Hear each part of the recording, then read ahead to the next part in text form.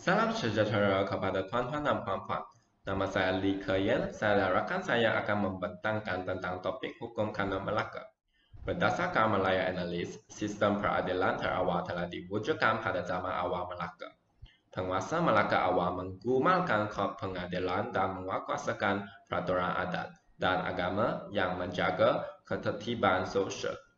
Tradisi pengadilan dan semua peraturan, larangan, dan adat yang dikumpulkan melalui tradisi lisan dan dihafal oleh golongan menteri tekanan kesultanan. Dalam zaman keagungan, Kesultanan Melayu Melaka telah lahir dua buah undang-undang yang menjadi pedoman bagi mengendalikan masyarakat Melaka yang semakin bersifat majmuk. Kedua-dua undang-undang ini berasaskan peraturan adat Temenggung, satu adat di darat yang dikenali sebagai Hukum Kanun Melaka, dan yang satu lagi adat di laut yang dikenali sebagai Undang-Undang Laut Melaka.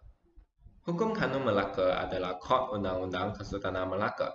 Kod undang-undang dipercayai mula-mula disusun semasa pemerintahan Sultan Muhammad Shah. Di bawah perintah Sultan kelima, Muzaffar Shah, Intisari Muhammad Shah disempurnakan dengan kemasukan undang-undang dan peraturan baru. Kod undang-undang terus diperluas dan diperbaiki sehingga pemerintahan Sultan terakhir. Mahmud Shah kemudiannya Melaka diserang oleh Portugis dalam penawanan Melaka. Sekarang saya akan menjemput pembentang yang seterusnya yaitu Cheryl untuk membincangkan peristiwa seterusnya. Terima kasih atas penjelasan Saudara Keyen. Untuk slide ini, saya akan membentangkan tentang kekuasaan dan kandungan Hukum Kanun Melaka. Menurut Hukum Kanun Melaka, Raja mempunyai kekuasaan tertinggi dan para pembesar Melaka merujuk kepada Hukum Kanun Melaka sebagai panduan dengan menerangkan tugas-tugas para pembesar seperti bendahara, penghulu bendahari, temenggung dan laksamana. Hukuman mengekalkan sebahagian daripada pengarah Hindu-Buddha dan yang berbeza adalah mengikut darjat dan kedudukan seseorang. Antara kandungan dalam Hukum Kanun Melaka adalah tanggungjawab raja dan pembesar, pantang larang dalam kalangan anggota masyarakat, undang-undang keluarga, hukuman kesalahan awam dan jenayah, permasalahan ibadat dan muamalat, dan juga hukuman perhumaan. Menurut Hukuman Kanun Melaka, terdapat 3 kesalahan berat yang tidak diampuni oleh hakim, yaitu membunuh, mengambil isteri orang, dan orang kelakuannya bermaharajalela seperti bertindak ganas sesuka hati. Kesalahan seperti ini hanya boleh diampunkan oleh raja.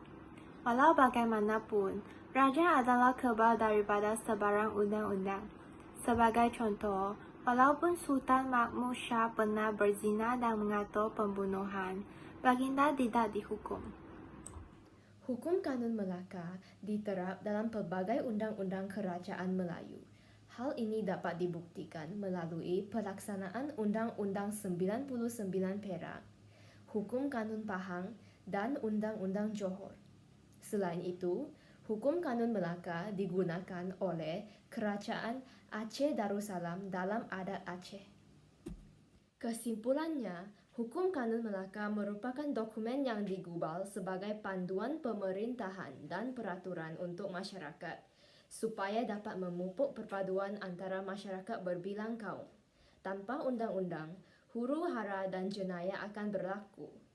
Tindakan manusia dapat dikawal kerana perilaku jenayah akan dikenakan hukuman yang setimpal.